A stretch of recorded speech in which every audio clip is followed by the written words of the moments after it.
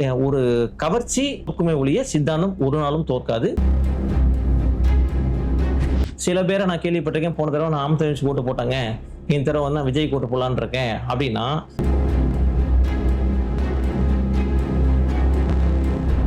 இருந்து ஒரு லாரி வந்து மேல நார்த் இந்தியா போகுதுன்னா, இங்க நான் தமிழ்நாடு அரசு வரி அதிகம் இருக்கிறதுனால இங்க வந்து இந்த டேங்க்ல ஓரளவு மட்டும், அதாவது பெங்களூர் போற அளவுக்கு நிரப்பிக்கிட்டு.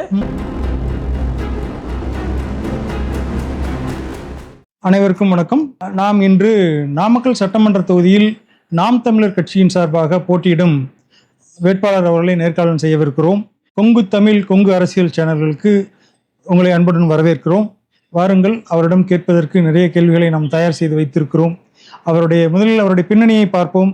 அவர் நாமக்கல் மாவட்டத்தில் பிறந்து வளர்ந்து, அவர் நாமக்கல்லில் பள்ளி படிப்புகளாக முடித்துவிட்டு ட்ரிபிள் இ படித்துவிட்டு அதன் பிறகு மேற்படிப்பிற்காக லண்டன் சென்று அங்கு எம்இ ஐடி படித்திருக்கிறார். அதன் பிறகு திரும்பி வந்து இங்கே மக்களுக்கு சேவை செய்யும் என்ற நோக்கத்திலே இங்கு பல்வேறு விதமான செயல்பாடுகளில் ஈடுபட்டு வந்திருக்கிறார். தற்போது நாம் தமிழர் கட்சியின் சார்பாக இப்பொழுது போட்டியிட வாய்ப்பு வழங்கப்பட்டுள்ளது. முதன்முறையாக நாமக்கல் சட்டமன்ற தொகுதியில் நாம் தமிழர் கட்சி சார்பாக களம் காண இருக்கிறார்.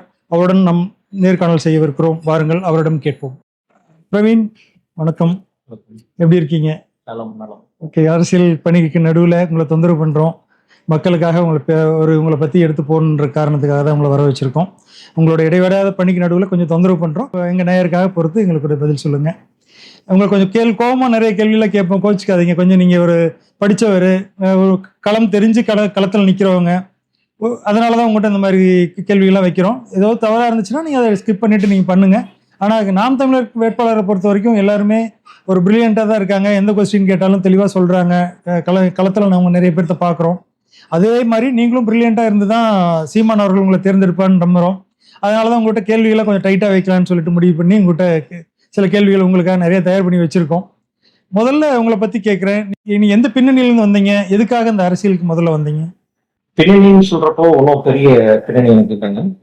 இல்லைங்கன்னா மிகவும் சாதாரண குடும்பம். அந்த குடும்பத்தில் தான் ஒரு அரசு பள்ளியில் தான் படித்து வளர்ந்தேன். ஸோ எனக்கு எந்த ஒரு அரசியல் பின்னணியும் கிடையாது. எங்கள் அப்பாவும் அரசியல்வாதி அது மாதிரி கிடையாது. நான் ஏன் அரசியலுக்கு வந்தேன் அப்படின்னு கேட்குறீங்கன்னா, நான் வந்து அரசியலுக்கு வரணும்னு ஆசைப்பட்டு வரல. நான் வந்து இதுக்கு முன்னாடி நான் சின்ன வயசுல இருக்கிறப்போ ஒரு சமூக பார்வை எனக்கு இருந்தது. சரி, இந்த சமூகத்துல வந்து இருக்கிற அந்த சின்ன சின்ன பிரச்சனைகள்லாம் கொஞ்சம் மனசுல கொண்டு நிறுத்துவேன். ஒரு அரசு ஊழியர்கள் ஏதாச்சும் ஒரு லஞ்சம் வாங்கினா லஞ்சம் கொடுக்க கூடாதுன்னு நினைப்பேன். நான் ஏன் லஞ்சம் கொடுக்கணும்னு நினைப்பேன். இந்த மாதிரி யோசனைகள்லாம் எனக்கு கொஞ்சம் சின்ன வயசுல இருந்து இருக்க ஆரம்பிச்சது. அப்புறம் சரி, ஒரு முறை என்ன பண்ணேன்னா, நான் எனக்கு 2015 வரைக்கும் எனக்கு அரசியல் பற்றின எந்த ஒரு விருப்பமும் கிடையாது. சரி, அரசுக்கு வர வேணாம் தான் இருந்தேன். அப்போ நான் ஒரு முறை என்னோட ஊர்ல குளம் ஒன்று இருக்கு, அந்த குளத்து வழியா போயிட்டு இருந்தேன். அந்த குளத்தை பாக்குறப்போ திராவிட கட்சிகள், அதாவது ஏடிஎம்பி ஆட்சியில நான் அந்த வழியா வண்டியில போவேன். அப்பயும் அந்த குளம் அப்படியேதான் இருக்குது. டிஎம்பி ஆட்சியில அந்த வழியா வண்டியில போவேன். ஸோ அப்பயும் அந்த குளம் தான் இருந்தது. எனக்கு கொஞ்சம் இயற்கை சம்பந்தமான கொஞ்சம் ஆர்வம் இருந்ததுனால இந்த குளம் ஏன் இன்னும் அப்படியே இருக்கு, ஏன் அந்த குளம் தூர்வார வச்சிருக்காங்க, இந்த குளம் தூர்வாருனா பக்கத்துல இருக்க எல்லா ஏக்கருக்கும் எல்லா விவசாயிகளுக்கும் தண்ணீர் கிடைக்குமே அப்படிங்கிற எண்ணம் எனக்கு வந்துகிட்டே இருந்தது மாறி மாறி. ஸோ அப்ப வந்து இந்த இரண்டு கட்சிகளும் சரியில்லை, இந்த இரண்டு கட்சிகளும் ஆட்சிக்கு வந்தாங்கன்னா யாருமே வந்து இந்த குளமோ இந்த நீர் பற்றி, மக்களோட நீர் தேவை பற்றி எங்களோட அக்கறையும் காட்டுறது கிடையாது. ஏன்னா நம்ம சாதாரண மக்கள் ஒரு சாதாரணமா இருக்கிறப்ப நம்மளுக்கு தெரிஞ்சதுலாம் அந்த குளம், குட்டைகள், விவசாயம், பூமி, வீடு, இது மாதிரி தான் தெரியுறப்ப எனக்கு தெரிஞ்சது அந்த குளம் தான் அரசியல் கொண்டு வந்து விட்டுச்சு. அதுக்கப்புறம் சரி, இதை பத்தி பேசுறது யாருன்னு தேட ஆரம்பிச்சேன். அப்ப அண்ணன் சீமான் நான் என்ன நினைக்கிறோமோ அதை பேசினாரு, என்ன நினைக்கிறோமோ அதை பண்ணணும்னு சொன்னாரு. அதனால அப்படிதான் எனக்கு அரசியல் போனேன். நீங்க நாம் தமிழர் கட்சியில எப்ப சேர்ந்தீங்க? 2017 சேர்ந்திருக்கீங்க. நன்றி. அடுத்தது, இந்த நாம் தமிழர் கட்சியில உங்களுக்கு இந்த வேட்பாளர் வாய்ப்பு எப்படி கிடைச்சது? நான் வந்து வேட்பாளர் ஆகணும்னு நினைக்கல. நான் என்னோட அன்றாட கட்சி பணிகளை தெரிஞ்சுக்கிட்டு என்னோட தொழில், என்னோட விவசாயம் எல்லாம் பார்த்துட்டு இருந்தேன். நான் கொஞ்சம் ஏதாவது கொஞ்சம் நேர்மையா இருக்கணும்னு நினைப்பேன். வேலைகள் கொஞ்சம் செய்வேன், கலந்து வேலை செய்வேன். ஸோ தலைமையில இருந்து பார்த்தாங்க, இந்த பையனை இங்க போட்டா சிறப்பா இருக்கும்னு நினைச்சாங்க. அதனால அவங்க கேட்டாங்க, நான் சரின்னு சொல்லிட்டு வேலை செய்ய ஆரம்பிச்சேன். இந்த தொகுதியில நீங்க களம் இருங்க, என்ன காரணம்னு கட்சி சொல்றாங்க. நீங்க இந்த தொகுதியில நில்லுங்கன்னு சொல்லியிருப்பாங்கல்ல, அப்ப வந்து என்ன காரணம் உங்களுக்கு சொல்லி உங்களுக்கு கட்சி உங்களுக்கு நிக்க இல்ல சொல்லியிருப்பாங்க? அப்படி ஒன்றும் தனியா சொல்லலைங்க. ம். அவங்க நாமக்கலுக்கு வந்து நிறுத்துறதுக்கு ஆஹ் நாமக்கல் நிறுத்தணும்னு நினைச்சாங்க. ஸோ அப்படி நிறுத்தினாங்க. இந்த தொகுதி குறிப்பிட்டு இல்லை, நாளைக்கு நீ திருச்சி கோட்டுக்குள்ள நிறுத்தலாம், நாளைக்கு எங்க கட்சியில வந்து இந்த தொகுதிக்காரங்க இங்கதான் நிக்கணும் எந்த ஒரு அளவு கூட இல்லைங்க. ஆமா. யார் வேணாலும் எங்கேயும் நிக்க வைப்பாங்க. ஸோ அவங்களுக்கு சிந்தனை தெளிவா இருந்தா போதும், வேலை செய்யக்கூடிய எண்ணம் இருந்தா போதும், உண்மை நேர்மை இருந்தா போதும். இல்ல, சீமான் வந்து ஒரு வேட்பாளர் தேர்ந்தெடுக்கிறாருன்னா அவரோட பின்னணியும் அவரோட செயல்பாடுகள்லாம் விசாரிக்காம கண்டிப்பா செய்ய மாட்டாரு. அவருடைய வேட்பாளர்களோட தகுதியை பார்த்தாவே எல்லாத்துக்குமே தெரியும். அதனாலதான் உங்கள்கிட்ட அந்த கேள்வி கேட்டோம். சரிங்க, நாமக்கல் தொகுதியில உங்களுக்கு முதல் முன்னுரிமை என்னவா இருக்கும் உங்களுக்கு? அதாவதுங்க, நாமக்கலோட அடிப்படை பிரச்சனை வந்து இங்க இருக்கிற யாருக்கும் சரியா எனக்கு தெரியல. நான் வந்து ஒரு 50-60 நாளா நாமக்கல்ல மட்டும் வந்து உட்கார்ந்து நாமக்கல்ல என்னென்ன பிரச்சனை இருக்குன்னு சொல்லி நான் தேட ஆரம்பிச்சேன். உங்களோட அந்த துண்டறிக்கை நீங்க பாத்துருக்கீங்களா என்னன்னு தெரியல. பார்த்திருக்கீங்க. சோ அந்த துண்டறிக்கையில எல்லாம் தெளிவா போட்டிருந்தோம். முதல் பிரச்சனை வந்து இங்க இருக்கிற லாரி தொழில், இங்க இருக்கிற கோழி பண்ணை, இதை விட மிக முக்கியமான பிரச்சனை வந்து நாமக்கல் கழிவுநீர் மேலாண்மை. நாமக்கல் நாமக்கல் இந்த மாநகராட்சியோட கழிவுநீர் எந்த ஒரு மேலாண்மையும் செய்யப்படாமல் நேரடியாக குளத்திலேயோ குட்டையிலேயோ கலக்கப்படுது. அதனால என்ன ஆகுதுன்னா, நிலத்தடியில இருக்கிற எல்லா நீரும் ரொம்ப கழிவுநீரா மாறுது. நிலத்தடியில இருக்க நீர் கழிவுநீரா மாறுச்சுன்னா பூமிக்குள்ள நம்ம போய் சுத்தம் பண்ண முடியாது. மேல சுத்தம் பண்ண முடியும், பூமிக்குள்ள நீர் சுத்தம் பண்ண முடியாது. ஒன்ஸ் மாசுபடிந்த நீர் உள்ள போச்சுன்னா இந்த பூமி மாசாயிரும். பூமி மாசாச்சுன்னா நம்மளோட குழந்தைகள் இன்னும் வந்து நம்ம மனித இனம் வந்து ஒரு 2000-3000 வருடங்களா இங்க இருக்குது. இன்னும் 2000-3000 வருடங்கள் இந்த பூமியில இந்த மனித இனங்கள் இருக்கும். அதனால இந்த நாமக்கல் வந்து போக போக என்ன ஆகும்னா மனிதன் வாழ தகுந்த இடமா இல்லாத மாறிடும். இப்ப வேட்டாம்படி எடுத்துக்கங்க, அங்க இருக்கிற ஒரு மாடு அந்த தண்ணியை குடிக்க முடியாது. ஏன்னா அங்க போய் தண்ணி கழிவுநீர் பூரா கொசம்பட்டி ஏரிக்கு போய் அங்கதான் போகுது, கடைசியா தூசூர் ஏரிக்கு போகுது. இப்ப கொசம்பட்டி ஏரியில இருந்து 2021 என்ன பண்ணாங்கன்னா, ஐடிஎம்கே ஆட்சி முடிஞ்சு டிஎம்கே ஆட்சி வரப்போ அந்த கொசம்பட்டி ஏரியை வந்து தூர்வாரம்னு சொல்லிட்டு ஒரு திட்டத்தை ஒண்ணு போட்டு அந்த தண்ணியை நேரடியா வந்து வேட்டாம்பட்டி ஏரிக்கு அமைச்சு புதுசா தூசூர் ஏரிக்கு வந்து வாட்டரை வந்து கனெக்ட் பண்ணி. அதனால என்ன ஆச்சுன்னா தூசூர் ஏரியும் இப்ப மாசடைஞ்சு இருக்குது. அங்க போய் ஏகப்பட்ட சாக்கடை தண்ணி வந்து போய் தேங்குது. எதுவும் முறையாக சுத்திகரிக்கப்படாமல் தேங்குது. இதுக்கான சொல்யூஷன் முதல் பிரச்சனையே நிச்சயமா நல்ல பிரச்சனை கையில சொல்றீங்க. இல்ல, கழிவுநீர் சுத்திகரிப்புங்கிறது இன்றியமையாத ஒண்ணு. வெளிநாட்டுல நீங்களும் பார்த்திருக்கோம், நானும் பார்த்திருக்கோம். அதை எவ்வளவு சீர்படுத்தி அதை வெளியே விடுறாங்கன்றது நம்ம தொகுதி நம்ம ஊர் மக்களை கம்பேர் பண்ணும்போது 1% கூட கிடையாது. அங்க இருக்குது, அங்கேயும் இங்கேயும் கம்பேர் பண்ணும்போது நிச்சயமா நல்ல பிரச்சனை சொல்லிருக்கீங்க. அடுத்ததா சொல்யூஷனும் சொல்லிடுறேன். நல்லது, சொல்லுங்க. வெளிநாடுகள்ல வந்து கழிவுநீர்னு ஒண்ணு இருக்கிறது யாருக்கும் தெரியாது, கண்ணுக்கே தெரியாது. கண்டிப்பா கழிவுநீரும் தெரியாது, வாட்டர் பைப் லைன் தெரியாது, எலக்ட்ரிசிட்டி எங்க வருதுன்னு தெரியாது. எல்லாமே பூமிக்குள்ள சரியான இடத்துல சரியான முறையில கொண்டு போய் சேர்ப்பாங்க. அது கழிவுநீர் மேலாண்மை எல்லாம் பண்ணுவாங்க. நம்ம கழிவுநீரை மட்டுமே பார்த்துட்டு இருக்கோம். ரோட்ல போனா கண்டிப்பா கழிவுநீர் நம்மளால பார்க்க முடியும்.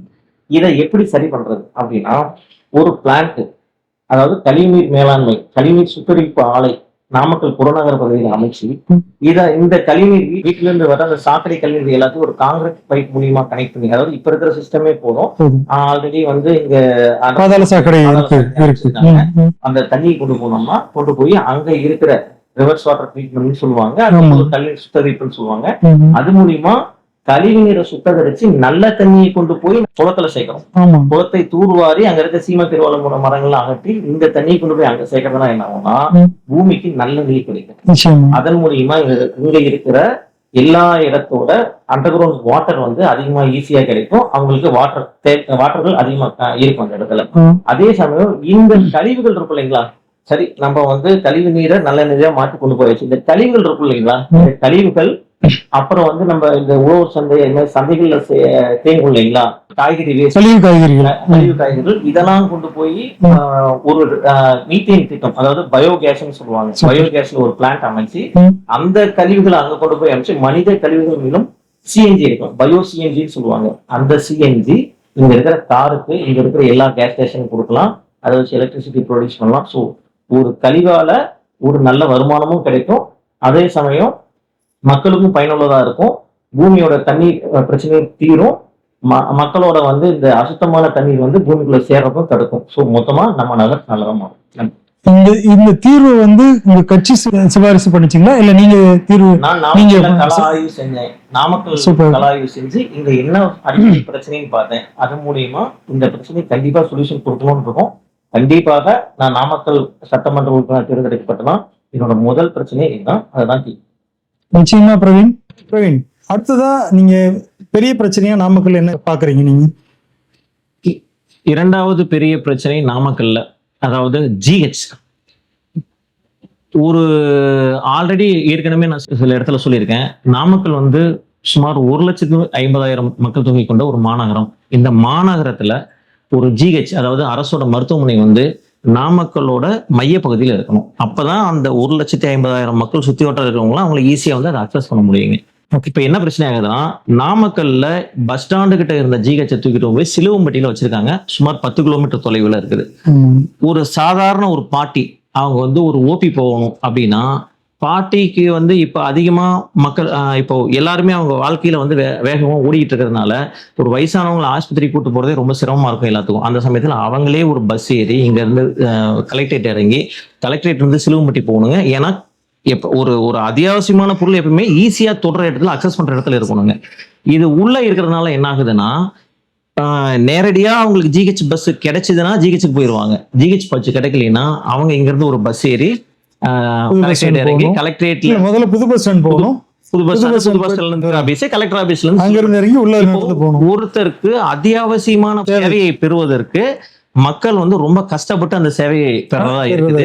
ஒரு சாதாரணமா ஜிஹெச் வந்து இந்த இடத்துல பழைய இடத்துல இருந்ததுன்னா ஒரு மணி நேரத்துல முடிகிற வேலை அந்த பாட்டி போய் ஒரு டாக்டரை பார்த்து ரிட்டர்ன் வந்து அந்த பாட்டி வீட்டுக்கு போறதுக்கு 1 மணி நேரமும் 2 மணி நேரம் ஆகுதான். இதுக்கு ஒரு நாள் ஆகுது. அதனால அதை வந்து கண்டிப்பா இதோட இந்த ஓபி, அதாவது புறநோயாளர் பிரிவு வந்து பழைய இடத்துக்கே மாற்றம். குறிக்கிறதுக்கு மன்னிக்கணும் பிரவீன்.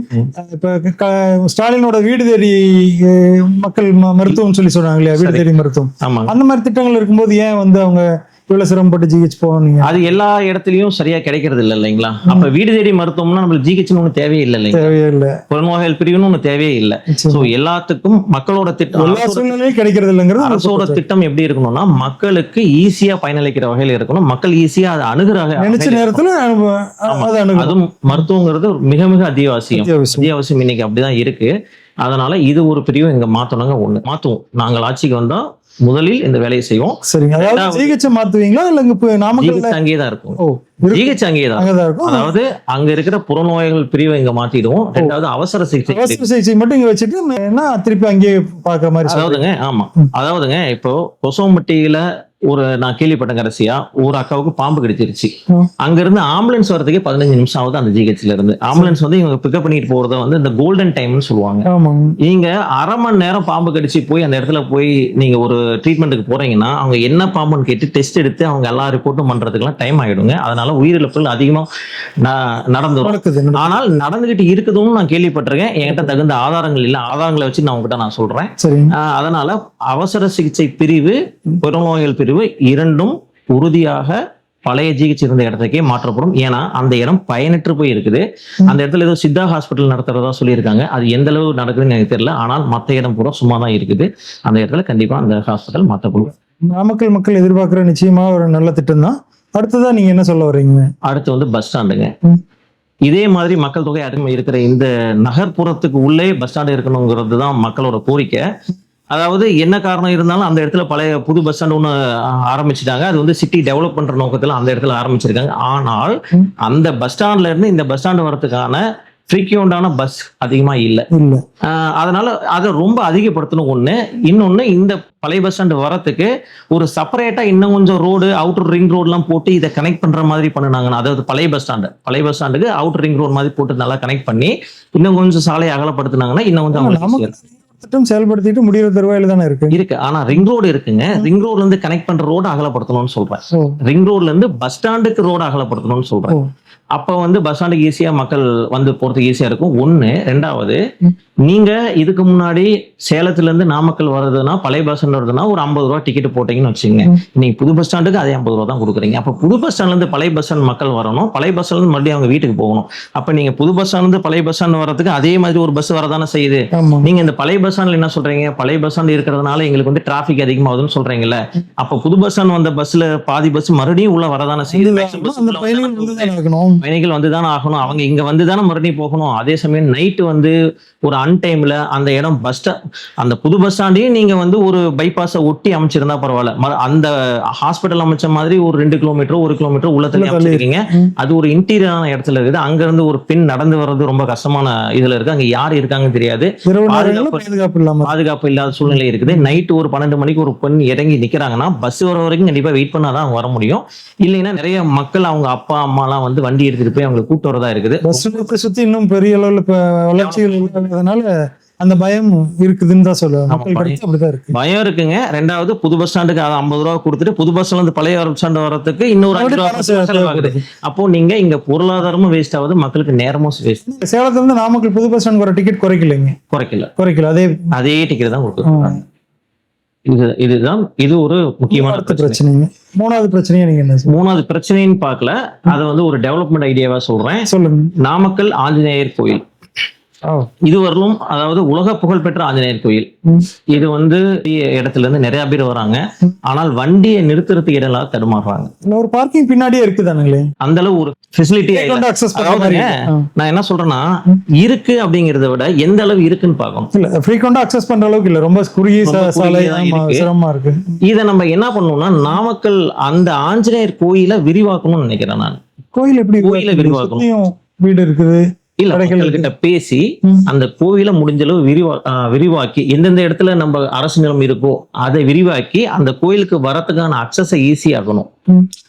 கோயிலுக்கு வரதுக்கான அக்சஸ் ஈஸியாக்கி மக்களுக்கு தேவையான, பக்தர்களுக்கு தேவையான எல்லா ஃபெசிலிட்டியும் அந்த இடத்துல செஞ்சு கொடுத்து இந்த கோவிலை இன்னும் நல்ல வளர்ச்சி அடைந்த கோயிலா மாத்தணும்னா, மக்கள் மாநகருக்கு தேவையான நிதி இந்த கோயிலோட வருவாயிலிருந்து அந்த ஆஞ்சநேயர் கொடுத்துருவாரு.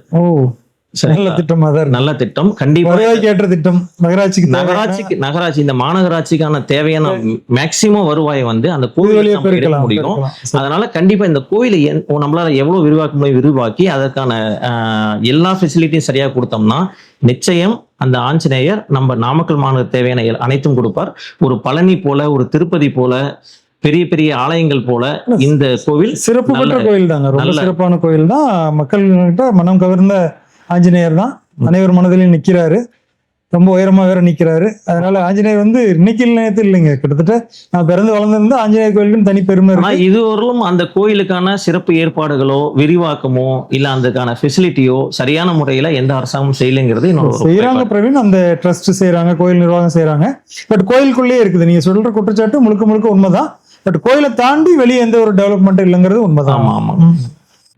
பிரவீன், உங்ககிட்ட நாமக்கல் மாவட்டத்துல மையமான ஒரு பிரச்சனையை உங்ககிட்ட கேட்கிறோம்.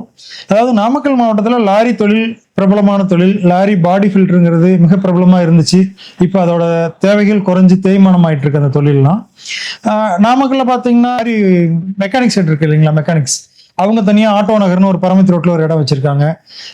லாரியில பாத்தீங்கன்னா சிட்கோன்னு ஒரு இடம், முசிறி பக்கத்துல ஒரு இடத்துல, வேளாண்குட்டி பக்கம் முசிறின்ற இடத்துல சிட்கோ அப்படிங்கிற இதுல வந்து உங்களுக்கு வந்து லாரி பாடி ஃபில்டர் அசோசியேஷன் ஒன்று இருக்கு. இதெல்லாம் பார்த்தீங்கன்னா செயல்படாமல் இருக்கு. திட்டங்கள் அறிவிச்சு அதுக்கான வேலைகள்லாம் நடந்து பராமரிப்புலாம் முடிச்சு இபி ரோடு வசதியெல்லாம் போட்டு அப்படியே நிற்குது. இதே பரமத்தி ரோட்டில் பார்த்தீங்கன்னா லாரி அசோசியேஷன் மூலியமா லாரிக்குன்னு பற்றைக்குன்னு தனியாக ஒரு லாரி தொழிலுக்குன்னு தனியாக ஒரு இடத்த அமைச்சிருக்காங்க. அந்த இடமும் ஒன்றும் முழுமைப்படாமல் இருக்கு.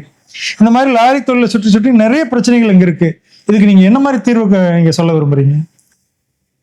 அது முதல்ல வந்து நம்ம லாரி தொழிலுக்கு என்ன தேவைன்னு பார்க்கணுங்க. லாரி தொழில் இந்த நலிவடைந்து இருக்கிற அந்த லாரி தொழில் அடுத்த கட்டத்துக்கு அது உயிர்ப்போட இருக்கிறதுக்கு என்ன தேவைன்னு பார்க்கணுங்க. அதுக்கு ஒரு தொழில்பேட்டை வேணும் கண்டிப்பா. ஸோ அந்த தொழில்பேட்டையில் என்ன இருக்கணும்னா, அனைத்து வகையான பிரச்சனைகளுக்கும் ஒரே தீர்வா இருக்கணும் அந்த தொழில்பேட்டை. ஒரு லாரி உள்ள போகுதுன்னா அதோட சேவை மையத்துல இருந்து, அதோட இன்ஜின் வேலைகள்ல இருந்து, அதோட பாடி பில்டிங்ல இருந்து, அதுக்கான பெட்ரோல் நிரப்பும் இடத்துல இருந்து, பார்க்கிங்ல இருந்து, டிரைவர்கள் ரெஸ்ட் எடுக்கிற இடத்துல இருந்து, அசோசியேஷன்ல இருந்து எல்லாமே ஒரே இடத்துல ஒரே இதா இருந்தால் அந்த லாரி உள்ள போயிட்டு வெளியேறப்போ நம்ம சிட்டிக்குள்ள வர தேவையில்ல. புறநகர் பகுதியில் ஒரு ஆட்டோ பார்க் மாதிரி தெளிவான இடத்துல இந்த லாரி ஓனர்களோ இல்ல லாரி தொழிலாளர்களோ ஈஸியா அக்சஸ் பண்ணக்கூடிய ஒரு இடத்துல அமைச்சிட்டோம்னா இந்த லாரி எதுவுமே உள்ள வராது, டிராபிக்கும் பிரச்சனை இருக்காது. தெளிவான முறையில் அமைச்சா நடக்குங்க. இது என்ன நடக்குன்னா முசையில் அமைச்சிருக்காங்க ஒண்ணு, இங்க அமைச்சிருக்காங்க. ஏன் இந்த திட்டம்லாம் ஃபெயிலியரா போகுதுன்னா, ஒரு திட்டத்தை ஆரம்பிக்கிறாங்க, ஆனா அது சரியான விதத்துல மக்களுக்கு தேவையான, அதாவது மக்களை விட இந்த தொழிலாளருக்கு தேவையான விதத்திலேயோ இல்ல இங்க இருக்கிற லாரி பாடி பில்டரோ லாரி ஓனரோ அவங்க இதை ஈஸியா அக்சஸ் பண்ண முடியும், அதை ஈஸியா கொண்டு போய் விடுறதுக்கான எந்த வசதியும் சரியான முறையில செய்து தரப்படுறது இல்லை. அதனாலேயே அந்த திட்டம்லாம் ஃபெயிலியர் ஆகுது. ஸோ இதெல்லாம் ஒருங்கிணைந்த, இது எல்லாத்தையும் சேர்த்து ஒருங்கிணைந்த ஆட்டோ பார்க் ஒன்று அமைக்கப்படும். அப்படி அமைத்தால் லாரி டிரைவரோ லாரி ஓனரோ இல்ல மற்ற ஆயிரக்கணக்கான தொழிலாளர்கள் அந்த லாரியை நம்பி இருக்கிற சுமை தூக்கும் தொழிலாளர்கள் இருந்து சுத்தி இருக்க டீ கடைகள்ல இருந்து சாதாரண டீ கடை, பெட்ரோல் பங்கு எல்லாமே உயரும். ரெண்டாவதுங்க, டீசல் விலையை வந்து குறைக்கணும். எதனால குறைக்கணும்னு சொல்றேன்னா, இப்போ வந்து இங்க என்ன பிரச்சனை இருக்குதுன்னா, இங்க வந்து டீசல் யாரும் போடுறது கிடையாது அதிகம். ஸோ இங்க இருந்து ஒரு லாரி வந்து மேல நார்த் இந்தியா போகுதுன்னா, இங்க நான் தமிழ்நாட்டுல தமிழ்நாடு அரசு வரி அதிகம் இருக்கிறதுனால இங்க வந்து இந்த டேங்க்ல ஓரளவு மட்டும், அதாவது பெங்களூர் போற அளவுக்கு நிரப்பிக்கிட்டு அவங்க பெங்களூர்ல போய் டேங்கை ஃபில் பண்ணிக்கிறாங்க. அதனால இந்த மாநிலத்துக்கு இந்த வரி வருவாய் பாதிக்கப்படுது, தொழிலாளர்களும் பாதிக்கப்படுறாங்க. இப்ப நம்மளுக்கு இந்த இடத்துல அதிகமான டீசல் பிடிக்கிற மாதிரி இருந்ததுன்னா, அதிகமான டீசல் அவங்க எடுத்துப்பாங்கன்னா பெட்ரோல் பங்க் அதிகமாகும், பெட்ரோல் அதிகம் சேல் ஆகும், அது மூலியமா அதிகமான வரி வருவாய் கிடைக்கும். அதோட வரி வருவாய் கிடைக்கிறது இல்லை. ஸோ டேக்ஸை கொஞ்சம் குறைச்சாலே அதோட வருவாய் அந்த இப்ப வாங்குற டேக்ஸை விட அதிகமா கிடைக்குங்க. அதனால தொழிலாளர்களும் பயன்படுவாங்க. இந்த ஒரு விஷயம் இருக்குங்க. ஸோ எல்லாம் அமைந்த ஒருங்கிணைந்த லாரி பார்க் ஒன்று அமைக்கப்படும். அதே சமயம் லாரி டிரைவருக்குன்னு தனி அசோசியேஷன் ஆல்ரெடி இருக்குங்க. ஆட்டோ அசோசியேஷன்ல ஒன்றா வச்சிருக்கேன் ஆட்டோ டிரைவர்னு. இதை தனியா பிரிச்சு லாரி டிரைவருக்குன்னு ஒரு தனி அசோசியேஷன் அமைச்சு அவர்கள் அங்கீகரிக்கப்படுவார்கள். அவர்களுக்கு தேவையான இன்சூரன்ஸ் உட்பட குழந்தைகள் படிப்பு உட்பட அனைத்து உதவிகளும் தெளிவான முறையில் இந்த நாமக்கல் மாவட்டத்தில் நாம் தமிழர் கட்சி ஆட்சி அமைந்தால் இந்த நாமக்கலுக்குன்னு பெயர் போன இந்த லாரி தொழிலுக்கான அனைத்து உதவிகளும் தெளிவாக கொடுக்கப்படும். இது வெறும் வாக்குறுதி இல்லை, உண்மையாக மனதார்ந்து சொல்றேன். கண்டிப்பா இந்த தொழிலை அடுத்த கட்டத்தில் கொண்டு போய் நிறுத்தும் இந்த நாம் தமிழர் கட்சி. ஏன்னா விவசாயத்துக்கு அடிப்படையான விஷயம் டிரான்ஸ்போர்ட்டுங்க. டிரான்ஸ்போர்ட் இல்லைன்னா விவசாய பொருட்கள் அங்கிருந்து இங்க வராது. ஸோ விவசாயம் எவ்வளவு முக்கியமோ ஒரு நாட்டுக்கு, அதே அளவு இந்த லாரி தொழிலும் முக்கியம். அதனால நாங்க இந்த தொழிலை அடுத்த கட்டத்திற்கு நல்ல முறையில் செலுத்துவோம். நன்றி. நிச்சயமா ஒரு லாரி தொழிலுக்கு மிகப்பெரிய ஒரு பிரச்சனைக்கு ஒரு தீர்வு சொன்ன மாதிரி இருக்கு. மக்கள் அதை எப்படி ஏத்துக்கிறாங்கன்னு பார்ப்போம். அடுத்த பிரச்சனை நம்ம பேசுவோம். பிரவீன், அடுத்ததான் உங்கள்கிட்ட ஒரு கேள்வி. நாமக்கல் மாவட்டத்தில் முக்கியமானது பார்த்தீங்கன்னா டிரான்ஸ்போர்ட்டு, அடுத்தது மிகப்பெரிய தொழிலாக இருக்கிறது கோழிப்பண்ணை. கோழிப்பண்ணைனா நம்ம சைடில் கறிக்கோழி குறைவாக இருக்குது, முட்டைகள் தான் அதிகமாக இருக்குது. இந்த கோழிப்பண்ணைனால நிறைய பிரச்சனைகளும் இருக்குது, நிறைய வருமானங்களும் இருக்குது. இது சம்மந்தமாக இதை தீர்க்கறதுக்கு உங்களால் நீங்கள் என்ன இது சம்மந்தமாக ஏதாவது யோசிச்சு வச்சுருக்கீங்களா? இப்போ கோழிப்பண்ணையில் இருக்கிற அடிப்படை பிரச்சனைகள் என்னன்னு பார்த்தீங்கன்னா, எனக்கு தெரிஞ்ச வரைக்கும் நான் சொல்கிறேன். முதல்ல வந்து கொஞ்சம் அந்த சுகாதார சீர்கேடு ஆகுது. சுத்தி இருக்கிற மக்களோட பிரச்சனைகள் என்னன்னா, இது மாதிரி வருது, கோழிப்பண்ணையோட ஸ்மெல் வருது, இப்படிங்கிற மாதிரி சில விஷயங்கள்லாம் இருக்குது. அதனால முதல்ல என்ன பண்ணணும்னா, அதோட அந்த கோழிப்பண்ணையில இருந்து வெளியே இருக்கிற மக்கள் பிரச்சனையை முதல்ல சரி பண்ணுவோம். அந்த கோழிப்பண்ணையில இருந்து வர ஈக்கள் இதெல்லாம் வராத இருக்கிறதுக்காக அங்க வேற எதனாச்சும் ஒரு டெக்னாலஜியோ இல்ல வேற எதனாச்சும் இது சம்பந்தமா ஒரு தனியா ஆராய்ச்சி பண்ணி எந்த காரணத்தை கொண்டு ஒரு கோழிப்பண்ணையில கோழி இருக்குதுன்னா அது வந்து கோழிப்பண்ணையில இருக்கும், வெளியே அதோட எந்த ஒரு பிரச்சனையும் வராத மாதிரியான ஒரு சில திட்டங்கள் எல்லாம் மேற்கொண்டு அதற்கான இதை வந்து ஒரு டெஸ்ட் முறையில நம்ம பண்ணி முடிச்சிடலாம். ஒண்ணு. ரெண்டாவது, அந்த கோழிப்பண்ணையில் வேலை செய்யற வேலையாட்கள் அவங்களுக்கு அந்த கோழிப்பண்ணையிலிருந்து வர அந்த, நானும் கோழிப்பண்ணைலாம் போயிருக்கேன், அந்த கோழியோட முடியெல்லாம் நிறைய இதாகுது. அதனால அவங்களுக்கு அந்த மூக்குக்குள்ள வந்து அலர்ஜி மாதிரியோ இல்ல பின்னாடி வந்து அது நுரையீரல்ல ஏதாச்சும் ஒரு கேன்சர் மாதிரியோ இல்ல பிரச்சனை மாதிரியோ ஆகிறதுக்கு வாய்ப்பு இருக்குது. ஸோ அதுக்கு முன்னெச்சரிக்கை நடவடிக்கை என்ன எடுக்கலாம்னு சொல்லிட்டு பார்ப்போம். கோழி பண்ணையாளர் நலனும் முக்கியம், தொழிலாளர்கள் முக்கியம், சுத்தி இருக்கிற பொதுமக்கள் நலனும் முக்கியம். ஸோ 3 தேவைகளையும் சரியா பூர்த்தி பண்ணணும். அதுக்கப்புறம் கோழி பண்ணைக்குன்னு தனி ஒரு வாரியம் மாதிரி அமைச்சு கோழி பண்ணையாளர்கள், மக்கள், அப்புறம் தொழிலாளர்கள் எல்லாம் இருக்கிற மாதிரி ஒரு வாரியம் அமைச்சு அந்த வாரியத்துல அவங்களோட குறைநிலைகள் கேட்டு அனைத்தும் இங்கு தீர்வு செய்யப்படும். சூப்பர், அருமையான ஒரு இதாக வச்சிருக்கீங்க. அடுத்தபடியா நாமக்கல்ல உங்களுக்கு வேற என்ன முக்கியமான பிரச்சனைகள் இருக்கிறதா நீங்க கருதுறீங்க? இதுக்கு முன்னாடி மரங்கள்லாம் அதிகமா இருந்தது. ஒரு 20 வருஷத்துக்கு முன்னாடி பாத்தீங்கன்னா நாமக்கல்ல நிறைய மரங்கள் இருந்தது.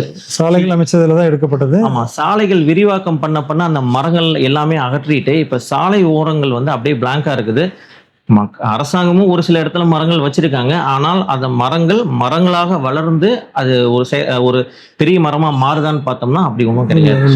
சும்மா செடி மாதிரி இருக்கு, சின்ன சின்னதா தான் சின்ன இருக்கு. சின்னதா இருக்கு. அதுவும் காலப்போக்குல ஏதோ ஒரு மக்களாலேயோ இல்ல சரியான சேதப்படுத்தப்படுது. சரியான பராமரிப்பு இல்லாதனோட செயல்படுறது. ஸோ எங்களோட திட்டத்தப்படி நாமக்கல் புறநகரம் மற்றும் நாமக்கல் பகுதியில 1,00,000 மரக்கன்றுகள் வைக்கலாம்னு சொல்லிட்டு எங்களுக்கு ஒரு பிளான் இருக்குங்க. மனிதன் வந்து ஆக்சிஜனை சுவாசிச்சுட்டு கார்பன் டை ஆக்சைடை வெளியே விடுறோம். அதே மாதிரி இங்க இருக்கிற வாகனங்களும் கார்பன் டை ஆக்சைடை வெளியிடுது. அதை மரங்கள் சுவாசித்து மீண்டும் ஆக்சிஜனாக வெளியிடும். அப்ப இந்த இடம், இந்த நகரம் வந்து CO2 அதிகமா இருந்தாதான் நகரம் ஹீட் ஆகும். ஆக்சிஜனை அதிகப்படுத்துறதுனால நகரம் வந்து கொஞ்சம் இந்த வெயில் தாக்கத்துல இருந்து குறையும். மரங்கள் அதிகமா வச்சு எல்லாத்துக்கும் அந்த ஒரு நல்ல ஆக்சிஜனை சுவாசிக்கிறதுக்கு வழிவகை பண்ணுவோம். அதனால நோய் தொற்று குறையும். இதையும் சாலை ஓரத்துல மட்டும் செய்யறீங்கன்னு எத்தனையோ கவர்மெண்ட் இடம்லாம் நிறைய இடம் இருக்கு. அதுக்கு ஏதாவது சாலை ஓரம் மட்டும் இல்லைங்க, எல்லா இடத்துலயும் தான் சொல்லுவோம். சாலையோரம் பகுதி, சாலையோரம், ஏரி குளங்களை சுத்தி நம்ம ஒரு பனை விதைகளை நடுறதோ இல்ல மரங்களை கொண்டு வரதோ, ஸோ ஏரியை ஒரு பார்க் மாதிரி பண்றதோ, தண்ணி கொண்டு வந்து ஏரியில சேர்க்கறதோ, எல்லா விஷயங்களும் இதுல மொத்தமா அடக்கும். Super super. பிரவீன், நாமக்கல் மாவட்டத்துல மதுக்கள்னால நிறைய பிரச்சனைகள், மது அருந்துபவர்களாலையும் மது கடைகளாலையும் நிறைய பிரச்சனைகள் இருக்குதுங்கிறது பொதுமக்களோட கருத்தா இருக்குது. மது ஒழிப்புன்னு ஒரு பெரிய விஷயம் ஒன்று இருக்குது, 2 கட்சிகளும் சொல்றாங்க. பட் அதை செஞ்சு முடிக்க முடியல. உங்களுக்கு அதை பத்திய திட்டங்கள் எதனாச்சும் இருக்கா? அதாவது நாமக்கல் மாவட்டம் அப்படின்னு பார்க்காத மொத்த தமிழகம்னு பார்க்கலாம். இங்க வந்து மது விலக்கு பிரிவுன்னு ஒண்ணு இருக்கு. அதுக்கு ஒரு ஸ்பெஷலா ஒரு அமைச்சர் ஒருத்தர் எந்த ஆட்சியம் இருந்தாலும் வச்சிருக்காங்க. ஆனால் மது விலக்கு பிரிவுல மது விலக்கு பிரிவு, அதாவது மக்களை மதுவில இருந்து மீட்டு கொண்டு வந்து அவங்கள நார்மலைஸ் பண்ற பிரிவு தான் அந்த மது விலக்கு பிரிவுன்னு சொல்லுவாங்க. ஆனால் இங்க மதுக்கடைகளுக்கு ஒரு டார்கெட் உருவாக்கப்படுது. இந்த தீபாவளினா இத்தனை கோடிக்கு விட்டு இருக்கணும், பொங்கல்னா இத்தனை 1000 கோடிக்கு சேல் ஆயிருக்குன்னு சொல்லிட்டு, ஸோ இவங்கள் மது விலக்கு பிரிவா இல்லாத மது வளர்ப்பு பிரிவா தான் இருக்காங்க. நாம் தமிழர் ஆட்சி அமைந்தால் உண்மையாக திடமாக மதுக்கடைகள் மூடப்படும். அனைத்து மதுக்கடைகளும் மூடப்படும்.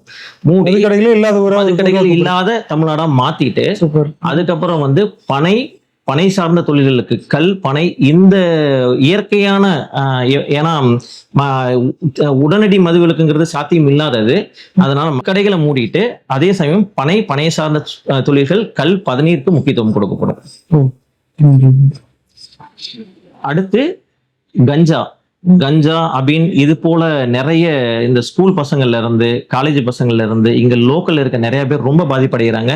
ஒவ்வொரு குடும்பத்துக்குள்ளேயும் போய் பார்த்தா தான் தெரியும் அங்க இருக்கிற பிரச்சனைகள், வெளியிருந்து பார்த்தா தெரியாது. ஸோ நம்ம என்ன நினைக்கிறோம்னா மது மட்டுமே பிரச்சனை நினைக்கிறோம். மதுவை விட மிகவும் கொடியது வந்து இந்த போதை வஸ்துக்கள்.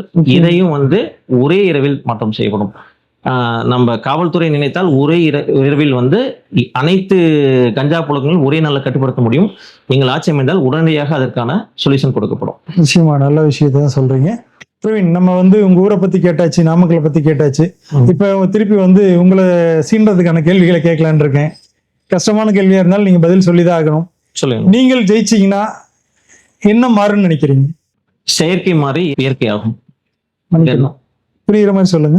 அதாவது ஏற்கனவே சொன்ன மாதிரி ஒரு கழிவுநீர் சுத்திகரிப்பு ஆலை அமைச்சு நாமக்கல் இருக்க நிலத்தடி நீரை மாசு குறைப்பேன். சரிங்களா? ஆஞ்சநேயர் கோயில் இம்ப்ரூவ் பண்ணி அதன் மூலியமா வருவாய் வந்து இந்த மாநகராட்சி கிடைக்கிற மாதிரி பண்ணுவேன். அப்புறம் இங்க இருக்க ஜிஹெச்சை மாத்தி பழைய இடத்துல இருக்க ஜிஹெச்சுக்கு அந்த புறநோயாளி பிரிவு மற்றும் அவசர சிகிச்சைக்கு அங்க மாற்றுவோம்.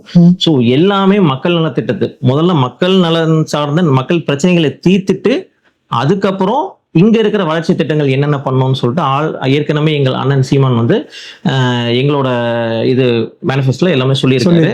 என்னென்ன அதுல இருக்கோ அதே மாதிரி நிலமும் வளர்ந்தும் சார்ந்த தொழிலாளர்கள், ஜாதி பிரிவினர் இல்லாம பார்த்துப்போம், குடி சார்ந்த கணக்கெடு எடுப்போம். இது மாதிரி என்னென்ன தேவைகளோ, அடிப்படை தேவைகளோ, முதல் பூமியை மாத்தி வாழ தகுந்த பூமியா மாத்தினதுக்கு அப்புறம் தான் மற்ற வேலைகள் நாங்க தொடங்குவோம். இதை நீங்க முதல் 100 நாள்ல நீங்க என்ன இதை செய்வீங்க? இது எவ்வளவு நாள்ல செஞ்சு முடிப்பீங்க? முதலில் மதுவிலக்கு, பூமி சார்ந்த இந்த பிரச்சனைகள் தீர்ப்பதற்கான வேலை.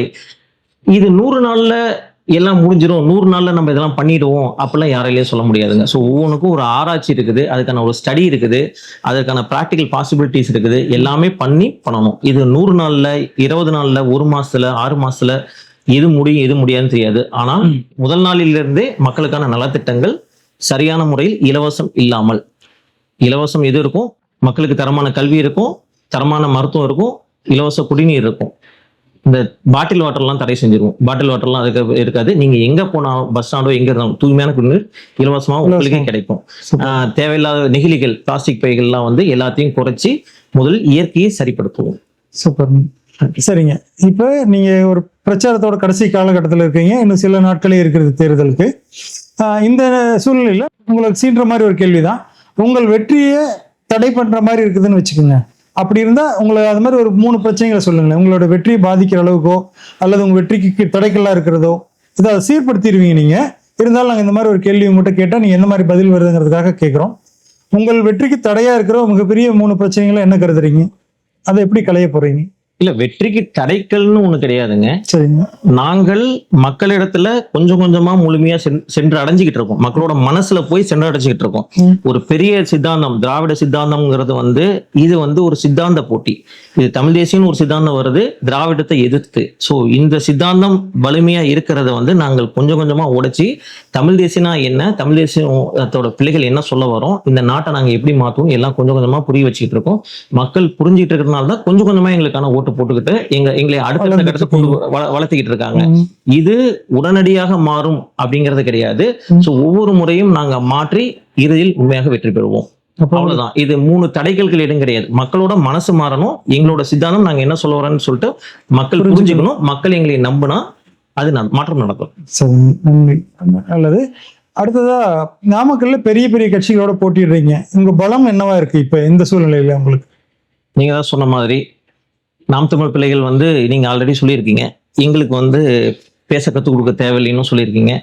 அதே சமயம் என்ன பண்ண போறீங்க, எங்களோட சிந்தனை எப்படி இருக்கும், நாங்க எங்களோட செயல் திட்டங்கள் எப்படி இருக்கும்னு நீங்க சொல்றீங்க. இதுதான் எங்களோட பலமா நாங்க நினைக்கிறோம்.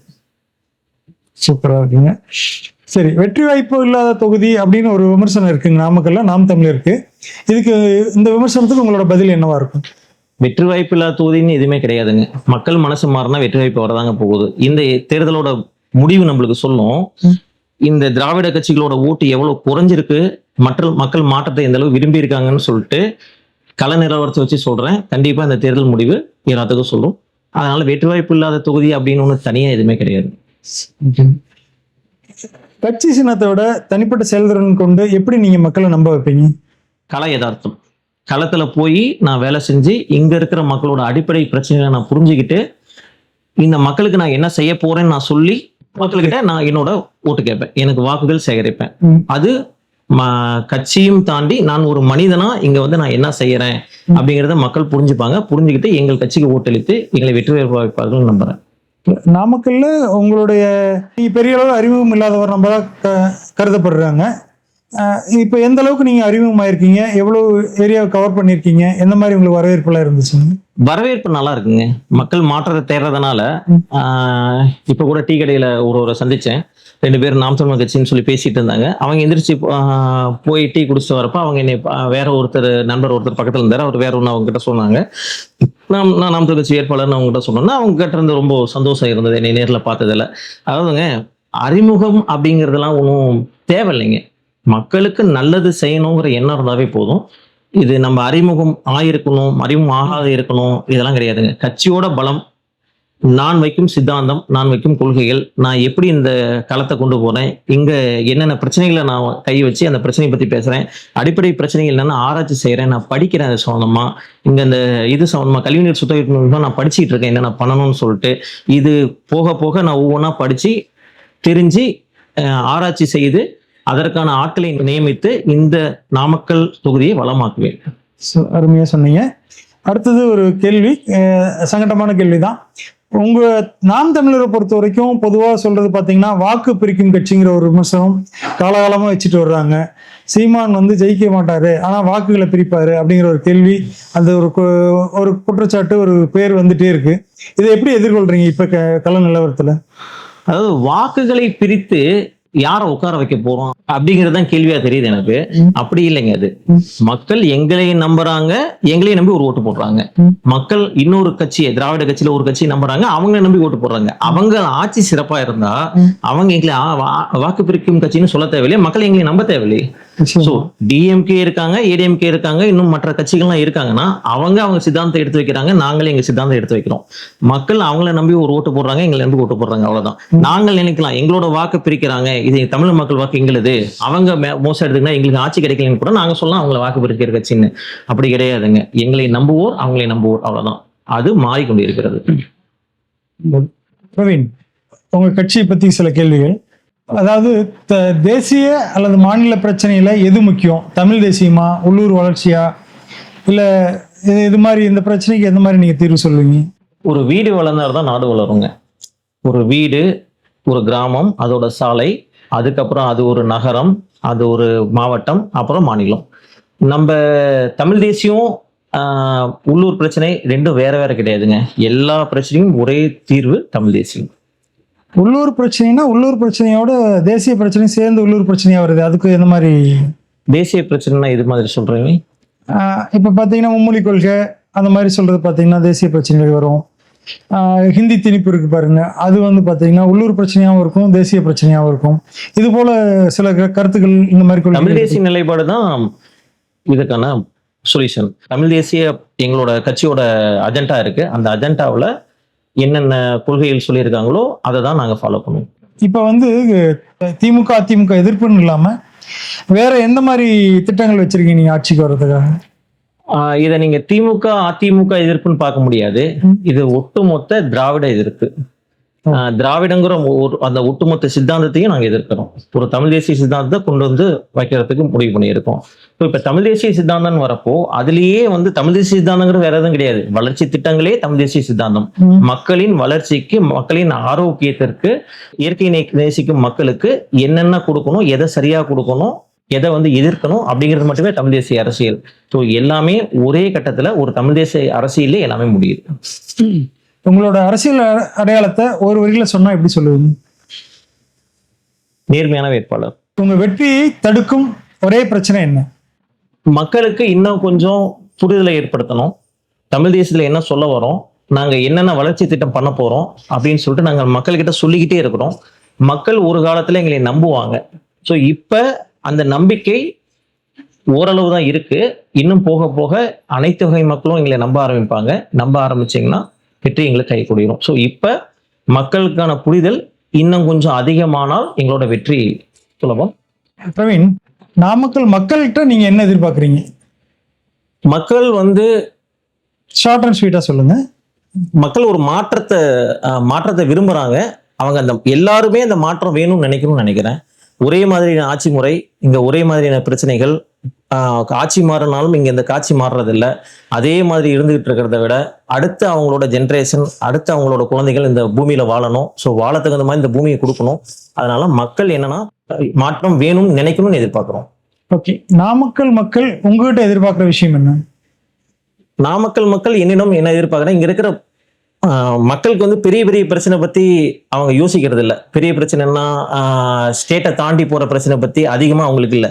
உள்ளூர்ல அவங்க தினம் தினம் எதிர்கொள்ற பிரச்சனைகளை பத்தியே அவங்க யோசிச்சுட்டு இருப்பாங்க. அதுதான் தேவையும் கூட, அடிப்படை தேவையும் கூட. ஸோ மக்கள் வந்து அடிப்படையா எந்த பிரச்சனையை பத்தி இங்க நினைச்சிட்டு இருக்காங்களோ அந்த பிரச்சனையை நான் தீர்க்கணும்னு மக்கள் எதிர்பார்ப்பாங்க. அதாவது நீங்க ஆட்சிக்கு வரணும், வந்துச்சுன்னா அதை செய்யணும்னு அவங்க எதிர்பார்க்கறாங்க. ஆமா ஆமா, அவங்களோட பிரச்சனைகள் தீர்க்கணும். உள்ளூர் அடிப்படை பிரச்சனை நான் தீர்க்கணும்னு நினைக்கிறாங்க. ஓகே பிரவீன், உங்களை மாற்றிக்கொள்ளக்கூடிய ஒரு விஷயம் என்னவா இருக்கும்?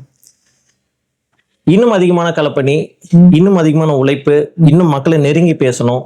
இதெல்லாம் நான் என்னை மாற்றிக்கொள்ளணும்னு நினைக்கிறேன். இன்னும் அதிகமா மக்களை சந்திக்கணும், மக்கள் கூட டிராவல் பண்ணணும்னு நினைக்கிறேன். நாங்க களப்பணியில இருந்த வரைக்கும் நீங்க அதிகப்படியான மிக திறமையான களப்பணி செய்யறதா தான் கேள்விப்படுறோம். இன்னும் அதிகமா எதிர்பார்த்தா நீங்க எப்ப தூங்குறீங்க, எப்ப சாப்பிடுறீங்க, எப்ப எழுந்திருக்கிறீங்க? அது நைட்டு 11 மணி 12 மணி ஆயிடுதுங்க.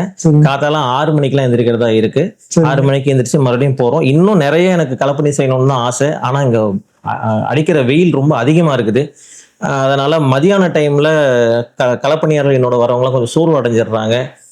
எனக்கு இன்னும் அதிகமா பண்ணணும்னு ஆசை இருக்குது. எல்லாத்தையும் திரட்டி பண்ணிட்டு இருக்கேன். கண்டிப்பா ஒரு நாள் வெற்றி நிச்சயம். பிரவீன், உங்களுடைய சட்டமன்றத்தோட முதல் கன்னி பேச்சு இருக்கு இல்லைங்களா, அதோட தலைப்பு என்னவா இருக்கும்? பூமியை எப்படி காக்க வேண்டும். அருமை. பிரவீன், ஒரு கடினமான கேள்வி, இப்படி கேட்கறேன்னு தப்பா எடுத்துக்க வேண்டாம். சப்போஸ் உங்க கட்சி தோல்வி அடையுதுன்னு வச்சுக்கோங்களேன், உங்கள் தோல்விக்கு பிறகு மக்களுக்கு என்ன நடக்கும்னு நீங்க நினைக்கிறீங்க? அடுத்த 5 தோல்வி அடைய மாட்டீங்க, வெற்றி பெறுவீங்கன்னு நாங்க வாழ்த்துறோம். பட் உங்க தோல்வி தவறி தோல்வி பெற்றால் தோல்வி ஒரு உங்களுக்கு இப்போ எலெக்ஷனோட முடிவா கிடைச்சதுன்னா மக்களுக்கு என்ன மாதிரி நடக்கும்ன்றத உங்கள்கிட்ட வந்து கேள்வியா எதிர்பார்க்கிறோம். நல்ல விஷயங்கள் நடக்கும்னே எதிர்பார்க்கிறோம். ஒருவேளை ஒரு தோல்வி கிடைத்தால் அடுத்த 5 வருடம் மீண்டும் அதே திராவிட ஆட்சி அமைந்தால் இந்த 10,50,000 கோடி கடன் வந்து எப்போ இருந்ததுன்னா இந்த ஜனவரிக்கு முன்னாடி இருந்ததுங்க. ஜனவரிக்கு அப்புறம் ஒரு 5,000 ரூபாய் பணம் கொடுத்துருக்காங்க எல்லாத்துக்கும். அதுக்கப்புறம் நிறைய பணங்கள் கொடுத்துருக்காங்க மக்களுக்கு நலத்திட்டம்னு சொல்லிட்டு. எல்லாம் மொத்தமாக சேர்த்தனோம்னா இன்னும் ஒரு 12 லட்சம் 13 லட்சம் கோடி வந்திருக்கும்னு நினைக்கிறேங்க. அடுத்து இதை இரட்டிப்பாக்குவார்கள் அடுத்த 5 வருஷத்துல. இலவசம் கொடுக்குறேன்னு சொல்லிட்டு எந்த ஒரு நல்ல திட்டங்களும் நாமக்கல் மாவட்டத்தில் அந்த நாமக்கல் தொகுதிக்கு நடக்காது. முழுவதும் இலவசத்தை பேஸ் பண்ணி என்னென்ன பண்ணுவோமோ அதை மட்டும் பண்ணிட்டு இருப்பாங்க. இங்க ரோடு வசதி நடக்காது, எந்த ஒரு புது பிரிட்ஜும் வேலையாகாது. இங்க இருக்கிற அதே சாக்கடை கழிவு நீர் இன்னும் அதிகமாக இந்த பூமியை மாசுபடுத்தும். அதே ஜிஹெச் அதே இடத்துல தொடரும், இதை மாற்ற மாட்டாங்க. அதே பேருந்து நிலையம் அங்கேயே இருக்கும். இந்த ஆஞ்சநேய கோயிலுக்கு எந்த ஒரு விரிவாக்கமோ அதற்கான பக்தர்களுக்கு எந்த ஒரு வசதியோ இருக்காது. இங்க எந்த ஒரு இயற்கை சார்ந்த விஷயங்களும் எதுவும் நடக்காத இதே போல இன்னும் மோசமான சூழ்நிலையை நாமக்கல் சந்திக்கும். அடுத்து கரண்ட் பணம் அதிகமாக ஏற்றுவாங்க, சொத்து வரி மறுபடியும் ஏற்றுவாங்க, பால் விலை ஏற்றுவாங்க. போன முறை என்னென்ன வாக்குறுதி கொடுத்தாங்களோ இந்த முறை என்னென்ன வாக்குறுதி கொடுத்தாங்களோ அதில் இலவச திட்டங்களை மட்டும் கொடுத்து விட்டு இங்கு எந்த ஒரு நன்மை பயக்கும் அடுத்து மக்களோட பொருளாதாரத்தை இரட்டிப்பாக்கும், மக்கள் வாழ்வுக்கான பொருளாதாரத்தை அதிகப்படுத்தும் எந்த ஒரு திட்டமும் புதுசாக இருக்காது. இலவசம் மக்களுக்கு காசை கொடுத்து மக்களை அடிமையாக்கும் வேலையை மட்டுமே செய்து கொண்டிருப்பார்கள். இதுவே அடுத்த 5 வருடத்தில் தொடரும். பிரவீன், உங்க கட்சி கொள்கை தொகுதி தேவை இது ரெண்டுக்கும் ஒரு ஃபைட் வருதுன்னு வச்சுக்கீங்களேன், ரெண்டும் சேர்ந்து மோதுதுன்னு வச்சுக்கீங்களேன். கொள்கையா தொகுதியோட தேவையா அப்படிங்கிற மாதிரி வந்துச்சுன்னா இது ஒரு முரண்பாடாக தான் இருக்கும். பட் இதுல இப்படி வந்துச்சுன்னா நீங்க முதல்ல எதுக்காக நீங்க ப்ரிஃபரன்ஸ் கொடுப்பீங்க? இல்ல, அப்படி ஒரு விஷயம் வர்றதுக்கு வாய்ப்பே இல்லைங்க. இதை எப்படி சொல்லணும்னா, தமிழ் தேசிய கொள்கை மக்களுடைய பிரச்சனைகள் மக்களுடைய வாழ்வியல் இருந்து உருவாக்கப்பட்டது. இத தனியாக மக்களுக்கு முரணான கொள்கையை நாங்கள் எதுவுமே கொண்டு மக்களின் வாழ்க்கை அதை எப்படி ஒரு இயற்கைப்படுத்துவது, ஒரு மருத்துவத்தை எப்படி ஒரு இலவசமாக கொடுக்குறது, இது மாதிரி என்ன மக்களுக்கு அடிப்படை தேவையோ அதை மட்டுமே பேஸ் பண்ணி கொண்டிருக்கிறதுனால எந்த காலத்திலும் கட்சி கொள்கைக்கும் தொகுதி மக்கள் தேவைக்கும் பிரச்சனை வராது. சூப்பர். பிரவீன், உங்களுடைய வெற்றிக்கு தடையா இருக்கக்கூடிய ஒரு 3 கருத்து அல்லது 3 பேர் இல்ல 3 காரணம் எப்படி வேணாலும் எடுத்துங்க. உங்க வெற்றிக்கு தடையா ஒரு 3 விஷயத்த சொல்லுங்க பாப்போம். முதல்ல பார்த்தோம்னா இந்த இலவசங்கள் எனக்கு வெற்றி கிடைக்கும் நான் நம்புறேன். இருந்தாலும் ஒருவேளை வெற்றிக்கு தடையா இதெல்லாம் இருக்கும்னு நினைக்கிறது என்னன்னு பாத்தீங்கன்னா இலவசங்கள். மக்கள்கிட்ட போயிட்டு அறியாமையில் உள்ள மக்கள்கிட்ட போயிட்டு நாங்க இவ்வளோ மாசம் கொடுக்குறோம் அவ்வளோ கொடுக்குறோம், அண்டா கொடுக்குறோம், மிக்சி கொடுக்குறோம், ஃப்ரிட்ஜு கொடுக்குறோம், வாஷிங் மிஷின் கொடுக்குறோம் அப்படின்னு சொல்லிட்டு இந்த டோக்கன்லாம் கொடுத்துட்டு இருக்காலாம் கேள்விப்பட்டிருக்கேன். நிறைய விஷயங்கள் நடக்குது. இது முதல் காரணம். 2வது மக்களை ஏமாற்றுதல், பொய் வாக்குறுதிகளை கொடுத்து நான் ஆட்சிக்கு வந்தா இதை பண்ணுவேன் அதை பண்ணுவேன் அப்படி இப்படின்னு சொல்லிட்டு நிறைய பொய் வாக்குறுதிகள் எல்லாம் கொடுப்பாங்க. அந்த பொய் வாக்குறுதியை வச்சு மக்களுக்கு இதெல்லாம் நல்லது நடந்துரும் அப்படின்னு ஒரு கற்பனையை அவங்களுக்குள்ள புகற்றி அவங்களை ஓட்டு போட வைக்கிறது. இது 2வது காரணம். 3வது காரணம் ஓட்டுக்கு பணம்.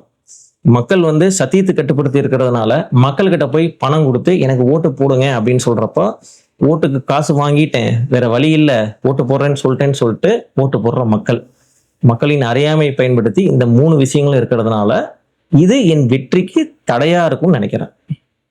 அதாவது வெற்றிக்கு இதெல்லாம் தடைக்கெல்லாம் இருக்கணும், இதை களையணும் அப்படி சொல்லலாங்களா? அப்படி எடுத்துக்கலாம். இதை தேர்தல் கமிஷன் தான் அதை இதை தடுத்தாங்கன்னா உங்க வெற்றி சாத்தியப்படும் நீங்க நினைக்கிறீங்க? ஆமாங்க, நன்றி பிரவீன். அடுத்ததா பாத்தீங்கன்னா நீங்க ஒரு காட்சி அளவு வேட்பாளரா இல்ல மாற்றம் தரும் வேட்பாளரா நீங்க இருக்கீங்களா? இந்த கேள்விக்கு விருப்பம் இருந்தா பதில் சொல்லுங்க. மாற்றம் தரும் வேட்பாளரா தாங்க. நான் எப்படி காட்சி அளவுனா உங்க கட்சி நிறுத்துறதுக்காக நீங்க நினைக்கிறீங்களா, இல்ல நீங்க ஒரு நான் கேள்வியோட ஆழம் புரியும் நினைக்கிறேன்? நல்லா புரியுது. சொல்லுங்க. அதாவதுங்க, மாற்றம் தரும் வேட்பாளர் நான் மாற்றம் தர வேண்டும் என்றுதான் நினைக்கிறேன். இங்க ஒரு அடிப்படை கட்டமைப்பு மாற்றத்தை ஏற்படுத்தணும்னு நினைக்கிறவங்க இந்த நாமக்கல் தொகுதியில இருக்கிற அனைத்து பிரச்சனையும் கலைந்து முதல்ல மக்களோட பிரச்சனையை சரி பண்ணிட்டு அதுக்கப்புறம் இந்த மாற்றத்தை உருவாக்கணும். அந்த இடத்துல மக்களோட பிரச்சனையை சரி செய்த இடத்துல இருந்து அந்த மாற்றங்கிற ஒரு விடயம் ஆரம்பிக்குது அந்த இடத்துல. சோ ஒவ்வொரு பிரச்சனையும் சரி செய்து மக்களுக்கு ஒரு மாற்றத்தை உருவாக்கணும். அதனால நான் மாற்றம் தரும் வேட்பாளராக இருக்கும்னு நினைக்கிறேன். நடிகர் விஜய் இப்ப அரசியல்வாதியா மாறி இருக்காரு. களம் கண்டுட்டு இருக்காரு. அவருடைய பிரச்சாரங்கள் பல விமர்சனங்களை சந்திச்சிட்டு இருக்கு. நேர்மறையான கருத்துக்களும் இருக்கு, எதிர்மறையான கருத்துக்கள் அதிகமா இருக்கு. விஜயோட அரசியல் பிரவேசத்தை பத்தியும் அவருடைய அரசியல் இப்ப புரிதலை பத்தியும் அவரை பத்தி உங்களோட தெரிஞ்ச விஷயத்த சொல்லுங்களேன். விஜய் அரசியல் பிரவேசம், அவர் வந்து ஒரு தனித்திறன், தன்னுடைய கொள்கைகளை முன்னிறுத்தி தன் பேச்சை மக்களுக்கு கொண்டு போய் சேர்த்து, நான் வந்தா இதெல்லாம் செய்வேன், இப்படி பண்ணுவேன், இந்த நாட்டுல இந்த பிரச்சனைகள்லாம் இருக்கு, இந்த பிரச்சனைக்கு நான் என்னென்ன சொல்யூஷன் கொடுக்குறேன் அப்படின்னு சொல்லிட்டு அரசியல் கட்சி ஆரம்பிக்கலைங்க. அவர் ஆரம்பிச்சிருக்கிறது வந்து, அவர் ஒரு நடிகர், அந்த நடிகர் ஒரு கட்சி ஆரம்பிச்சிருக்காங்க. அதனால அவரோட ரசிகர்கள் அவரோட கட்சியில தொண்டர்களா மாறி இருக்காங்க. நான் தவறு எதுவும் சொல்லல, இதுதான் இப்ப நடந்திருக்கிறது. ஒரு விஜய் ரசிகர்களிடம் போயிட்டு உங்க கட்சியோட கொள்கை என்னன்னு கேட்டா 2 விஷயம் தான் சொல்றாங்க. விஜய் பிடிக்குங்கிறாங்க. ஏன் டிவிக்கு ஓட்டு போடணும்னா ஃபர்ஸ்ட் விஷயம் விஜய் பிடிக்கும். சரி, விஜய் பிடிக்குங்கிறதுனால ஓட்டு போறேன்னு மாற்றம் வேணும். இந்த மாற்றம் விஜய் பிடிக்கும், இதை தவிர அவங்க கிட்ட வேற எந்த வார்த்தையும் இல்லை. மாற்றம்ங்கிறது உண்மையான அடிப்படை மாற்றமா இருக்கும்னு நினைக்கிறேன். அதாவது தமிழக வெற்றி கழகம் அந்த அளவு ஒரு மாற்றத்தை கொடுக்குமா என்பது எனக்கு பெருத்த சந்தேகம் உள்ளது. நான் நேரடியாக மக்களை களத்தில் சந்திச்சிருக்கேன். நான் சர்வே எடுக்கும்போது கிட்டத்தட்ட நானே ஒரு 1000 பேர்த்துக்கிட்ட நான் நேரில் சந்திச்சிருக்கேங்க.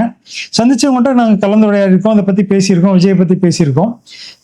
எல்லாருமே ஒவ்வொருத்தரும் பார்த்தீங்கன்னா விஜய்ன்னு சொன்ன எல்லாத்துக்கிட்டையுமே, ஏன் விஜய்க்கு மாற்று விஜய்ன்னு சொல்கிறீங்களே, ஏன் சீமான் இப்போ 10 வருஷமாக களத்தில் ரொம்ப போராடிட்டு இருக்காரு, எத்தனையோ விஷயங்கள் வந்து பாசிட்டிவாக சொல்கிறாரு.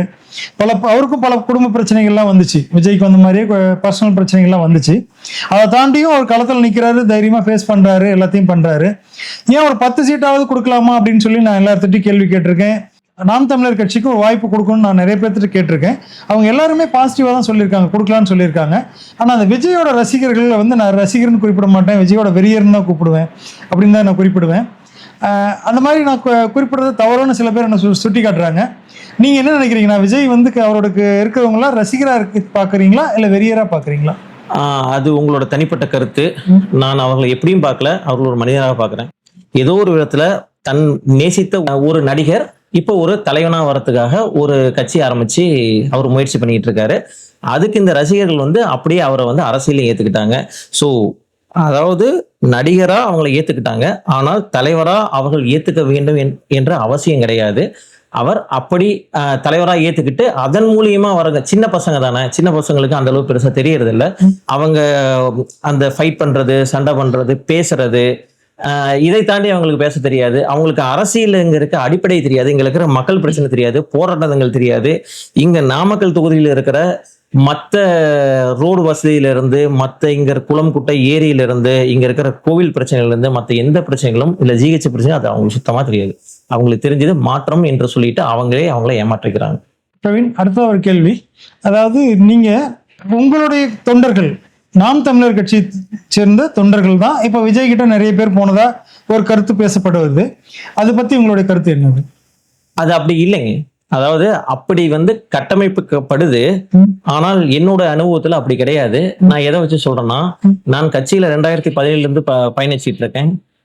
அந்த 2017 இருந்து பயணிச்சுக்கிட்டு இருக்கிறப்போ நான் அந்த விஜய் வந்ததுக்கு அப்புறம் இங்க என்ன தாக்கம் நிகழ்ந்துச்சு அப்படின்னு அதையும் கவனிச்சேன். 2025 அப்புறம் அந்த விஜய் வந்து களத்துக்கு 2025 எண்டுல வந்தாருன்னு நினைக்கிறேன். அந்த எண்டுல வந்ததுக்கு அப்புறம் தான் வந்து ஒரு சின்ன தாக்கம் இருந்துச்சு. அந்த தாக்கம் எப்படி இருந்ததுன்னா, 100 பேத்துல ஒருத்தர் 2 பேரு பொறுப்பாளர்கள் இருக்கிறதுல வந்து 100 பேத்துல ஒருத்தர் 2 பேர் தான் அந்த ஸ்டேட்டஸ் வச்சு இருந்ததா மட்டும் தான் நான் பார்த்திருக்கேன். யாரும் விலகினதாலாம் நான் பார்க்கல. ஒண்ணு. 2வது, சில பேரை நான் கேள்விப்பட்டிருக்கேன், போன தடவை நான் நாம் தமிழ் ஓட்டு போட்டாங்க, இந்த தடவை வந்து நான் விஜய் ஓட்டு போடலான்னு இருக்கேன் அப்படின்னா, அவர்கள் யார் அறியாமையா இருக்காங்களோ நாம் தமிழ் ஓட்டு போட்டு அவங்க வந்து மாற்றத்தை மட்டுமே தேடிக்கிட்டு இருந்தவங்க மட்டும்தான் இப்ப விஜய்க்கு ஓட்டு போட போறாங்க. 1-2 இருக்காங்களோ தவிர, நாம் தமிழர் கட்சியோட அந்த நம்ம கலா யதார்த்தம், அப்புறம் வந்து நாம் தமிழர் கட்சியோட கொள்கைகள், இதோட ஈடுபாடு அப்படி இருக்கவங்க யாருமே இது ஒரு மாறல.